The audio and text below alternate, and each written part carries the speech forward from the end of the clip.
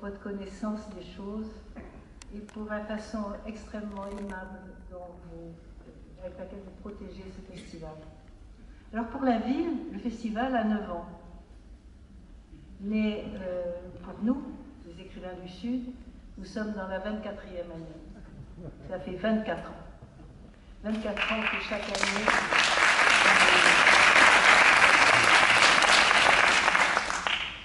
Alors, je veux remercier toutes les personnes qui ont été auprès du berceau des écrivains du Sud. D'abord, les étudiants étrangers de l'université Aix-Marseille, le magnifique hôtel Meignet-Dopez où on avait installé l'Institut d'études françaises pour étudiants étrangers, toute l'équipe des enseignants de cet institut, dont il ne reste plus beaucoup de personnes. Mais je vois dans la salle Sylvie Thiron, qui était la secrétaire de cet institut et qui a accepté d'être le secrétaire général des écrivains du Sud. Merci Sylvie.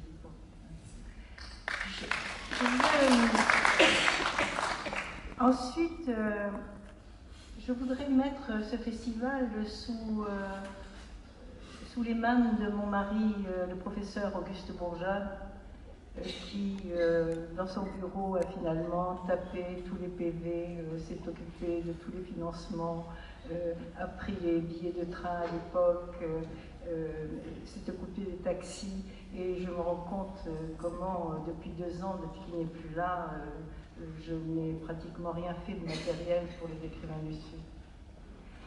Je veux remercier la ville d'Aix-en-Provence et particulièrement, évidemment, Marie Joissin, et puis Sophie Joissin, et puis particulièrement Nathalie Alliot et Jean-Sébastien Guédon, qui vraiment portent ce festival et le protègent. Je veux remercier dans ces années difficiles pour leur courage et pour leur bienveillance toute l'équipe de MPO.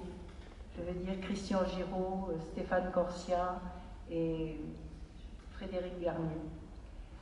Ce sont des garçons absolument merveilleux. Nous avons passé le Covid, nous avons passé des grèves, et ils sont en train de travailler sur la grève qui est en train de s'installer samedi en France. Et le festival s'est déroulé chaque année. Chaque année, nous avons bouclé l'année, rappelez-vous, nous avons été mis sous cloche le lendemain du avant-dernier festival. Nous avons rouvert, grâce à la bibliothèque Méjeanne, au milieu du festival, au milieu du Covid, et nous sommes là malgré les grèves. Donc c'est absolument, et ça on le doit à MPO. Un festival comme celui-ci ne s'imagine pas en 1 ou 2 années, monsieur, vous avez raison. La première fois que je l'ai organisé, en pensant à la grande figure de Jean Giono, avec l'aide de Sylvie Giono, sa fille et ma sœur, nous étions 13 personnes dans la salle. Sylvie peut en témoigner. Et puis ensuite, l'amphithéâtre Ziromski s'est tellement rempli qu'il a fallu venir ici. Ça n'a pas été sans difficulté, parce que les Aixois aiment beaucoup se réunir dans un lieu particulier. Ils aiment revenir dans le lieu. Et voilà. Et maintenant, un jour, ne pouvant plus suffire à la tâche, je suis allée voir Marie Joissin et lui disant je ne peux plus faire ça toute seule.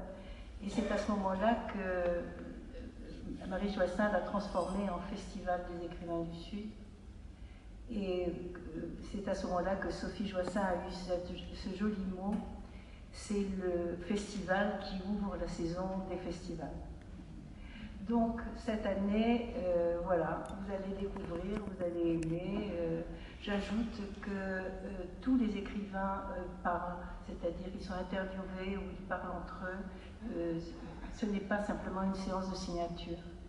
Et heureusement que ce n'est pas une séance de signature, car Aix, qui était rempli de libraires, se trouve un peu décontenancé maintenant sur le vide des libraires.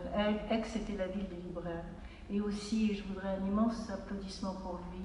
Je remercie le libraire de la librairie du chapitre, hein, de venir assumer cette grosse manifestation.